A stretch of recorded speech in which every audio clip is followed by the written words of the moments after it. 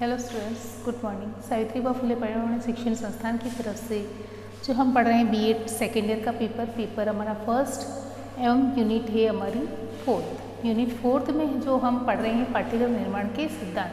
पाठ्यक्रम निर्माण के सिद्धांत के अंतर्गत हमने अभी तक पाठ्यक्रम का अर्थ पढ़ा, अवधारणा पढ़ी, विशेषताएँ पढ़ी।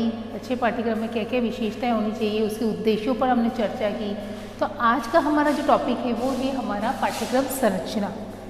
पाठ्यक्रम संरचना जो है एक पाठ्यक्रम के एक विशेषज्ञ हैं प्रसिद्ध डी.के. व्हेलर जो है विशेषज्ञ, इन्होंने जो पाठ्यक्रम के 5 सोपान या 5 पद बताए हैं।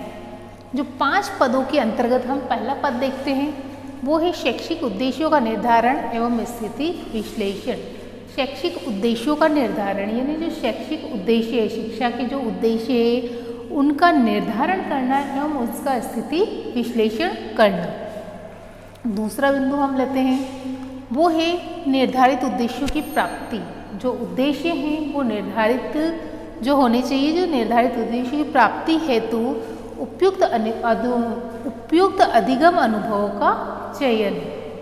फिर हमारा जो तीसरा हम बिंदु लेते हैं वो है अधिगम अनुभवों को प्रस्तुत करने के लिए उपयुक्त अंतर्वस्तु का चयन। जो अधिगम के अनुभव हैं उनको प्रस्तुत करने के लिए उपयुक्त अंतर्वस्तु का चयन होना चाहिए।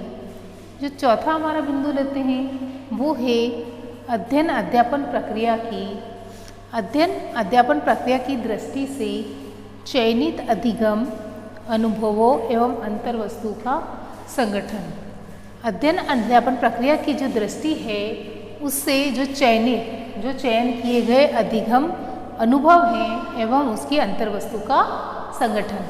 अब जो हमारा 5वां बिंदु है वो है पाठ्यक्रम का संपूर्ण प्रक्रिया। जो पाठ्यक्रम हम पढ़ाते हैं उसकी जो संपूर्ण प्रक्रिया कैसी होनी चाहिए का उद्देश्य की प्राप्ति की दृष्टि से मूल्यांकन। पूरी ही उस जो पाठ्यक्रम की प्रक्रिया है उसके उद्देश्य का मूल्यांकन करना।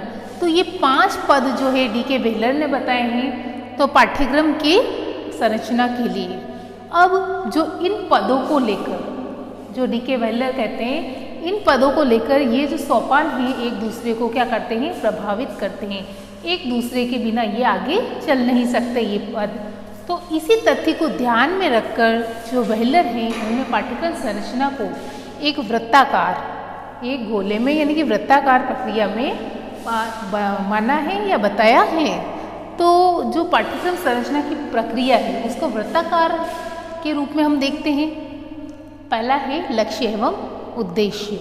जो पाठ्यक्रम की प्रक्रिया है उसमें क्या लक्ष्य होने चाहिए, उसके क्या उद्देश्य होने चाहिए।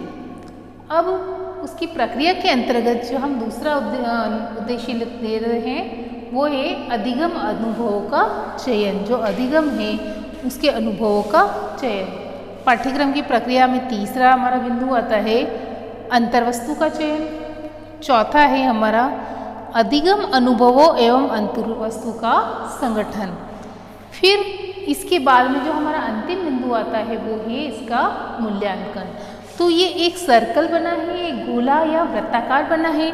तो इस वृत्ताकार प्रक्रिया में ही जो पाठ्यक्रम संरचना को रखा गया है डी.के. व्हेलर ने, क्योंकि पाठ्यक्रम की संरचना ऐसी होनी चाहिए कि बच्चे को रुचिकर और जल्दी से समझ में आनी चाहिए। पाठ्यक्रम की जो प्रक्रिया है बहुत ही महत्वपूर्ण प्रक्रिया है। अब इसी को देखते हुए आधुनिक जो शिक्षा में राष्ट्रीय पाठ्यक्रम संरचना का योगदान। जो आधुनिक यानी अभी की वर्तमान की जो प्रक्रिया है उसमें राष्ट्रीय पाठ्यक्रम संरचना का योगदान किस प्रकार है। तो आज के समय में जो पाठ्यक्रम ऐसा होना चाहिए कि बच्चे को रुचिकर लगे, उससे आगे बढ़ने के लिए प्रेरणा मिलती रहे। तो आगे बढ़ने के लिए प्रेरणा मिलती रहे, ऐसा पाठ्यक्रम होना चाहिए कि बालक उससे अधिक से अधिक रुचि ले सके। इसी में हमारा जो पहला बिंदु हम देखते हैं वो है बिना बोझ के सीखने की प्रक्रिया का समावेश। यानी कि जो बालक सीखता है विद्यालय में जाकर तो उसकी शिक्षा या उसका पाठ्यक्रम ऐसा होना चाहिए कि वो शिक्षा को बोझ न समझे और रुचि लेकर और अच्छे से उसे पढ़ सके। तो ऐसा पाठ्यक्रम होना चाहिए कि उसकी जो सीखने और समझने की जो प्रक्रिया है बहुत सरल होनी चाहिए ताकि बालक को जल्दी से समझ में आ सके। अब हम दूसरा बिंदु लेते हैं, वो है भाषाई शिक्षा का समावेश। भाषाई शिक्षा का समावेश यानी कि शिक्षा में भाषा का होना अति आवश्यक है।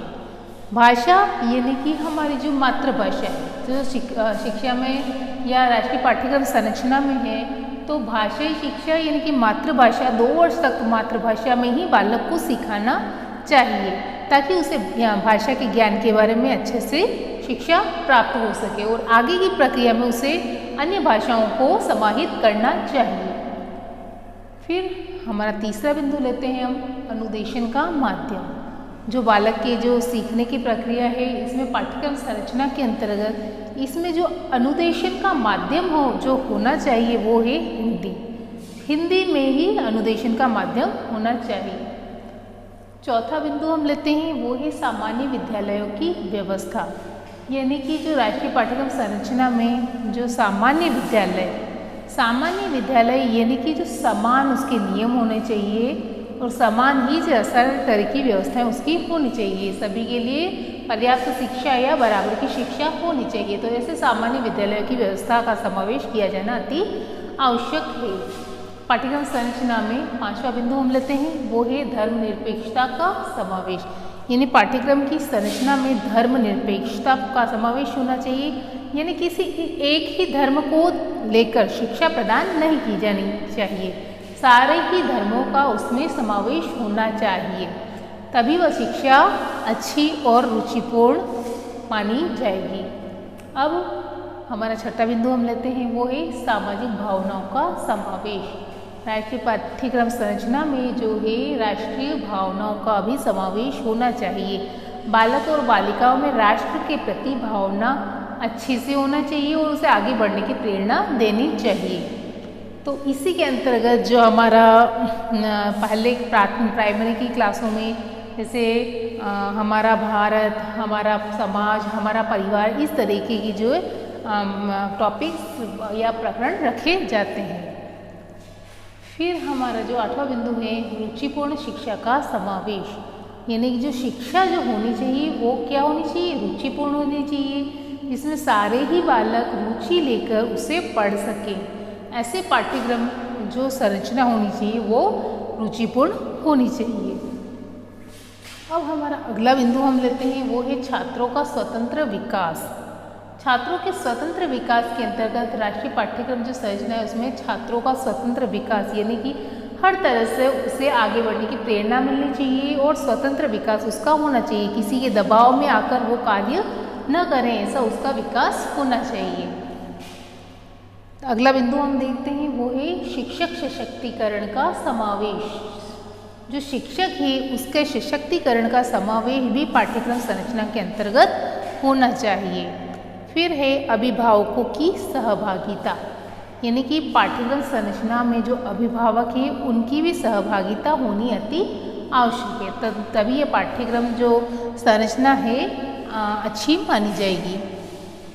फिर हमारा जो अगला बिंदु हम लेते हैं, वो है पूर्व कार्यक्रमों का समावेश। यानी कि विद्यालय जाने से पूर्व जो भी कार्यक्रम जो होते हैं उन पूर्व कार्यक्रमों का समावेश भी पाठ्यक्रम संरचना के अंतर्गत किया जाना चाहिए। फिर हमारा अगला बिंदु हम लेते हैं, वो है कक्षा कक्ष व्यवस्था पर विचार। यानी कक्षा कक्ष व्यवस्था, कक्षा किस प्रकार की रखनी है, किन बालकों को आगे बिठाना है, किसे पीछे बिठाना है, प्रतिभाशाली, इन सब पर विचार करना आवश्यक है। तो कक्षा कक्ष व्यवस्था, उसकी बैठक व्यवस्था, उसमें उपयुक्त फर्नीचर, रोशनी, पंखे वगैरह, ये तो कक्षा की व्यवस्था पर विचार किया जाना चाहिए। फिर जो हमारा अंतिम बिंदु वो हम लेते हैं, वो है मानवीय मूल्यों का समावेश। मानवीय मूल्य यानी कि नैतिक मूल्य, धार्मिक मूल्य, सामाजिक मूल्य, राजनीतिक मूल्य, इन सारे ही मानवीय मूल्यों का समावेश करके पाठ्यक्रम संरचना बनाई जानी चाहिए। ये सारे जो पाठ्यक्रम संरचना में जो योगदान दिया है ये NCERT के द्वारा जो दिया गया है, इसमें जो बालक है इन सारे ही जो बिंदुओं को अगर रखकर पाठ्यक्रम संरचना अगर बनाई जाती है तो बालक बहुत अच्छे से, बहुत रुचि से शिक्षा प्राप्त करता है और आगे बढ़ने की प्रेरणा लेता है। तो आज हमने पाठ्यक्रम संरचना पर चर्चा की। धन्यवाद।